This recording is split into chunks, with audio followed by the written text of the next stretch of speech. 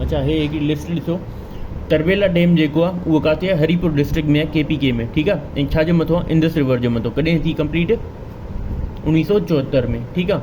ऐं रावल डैम जेको आहे किथे आहे? इस्लामाबाद में, ठीकु आहे। इस्लामाबाद कंहिं बि कैपिटल में न आहे। इस्लामाबाद पाकिस्तान जो जेको कैपिटल थियो हुयो, कॾहिं थियो? 1962 में, ठीकु आहे।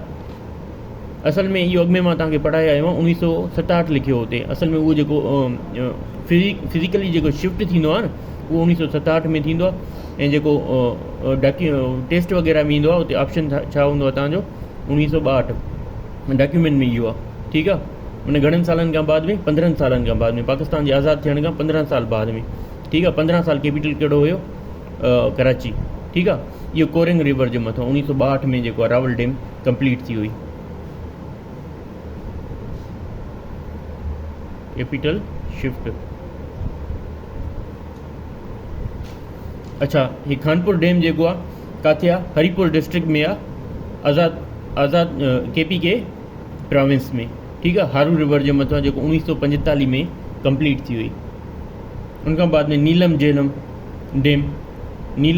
डैम जेको आहे, नीलम रिवर बि जेको आज़ाद मुज़फ़राबाद में आहे, ठीकु आहे। इहा कहिड़ी लोकेशन छा आहे जी? मुज़फ़राबाद, आज़ाद कश्मीर, ठीकु आहे। रिवर कहिड़ी?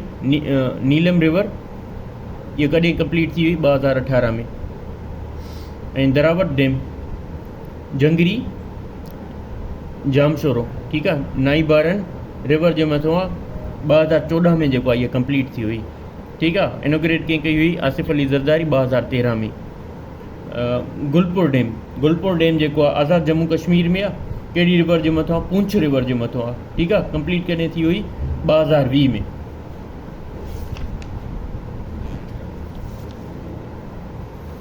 नमल डैम किथे आहे? मियांवाली में, पंजाब में, नमल लेक जे मथां 2013 में कंप्लीट थी हुई।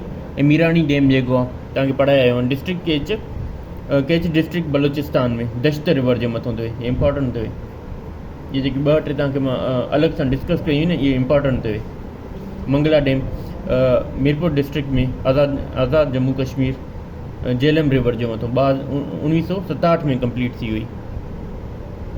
ऐं गोमलदम डैम, इहे साउथ वज़ीरिस्तान KPK में। साउथ वज़ीरिस्तान जेको आहे KPK जो छा आहे?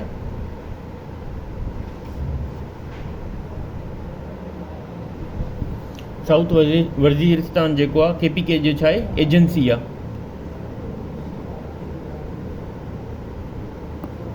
ठीकु आहे। इहो गोमल रिवर जे मथां आहे। कॾहिं कंप्लीट थी? 2011 में। इहो इम्पॉर्टेंट सवाल अथव, इहे नोट कजो।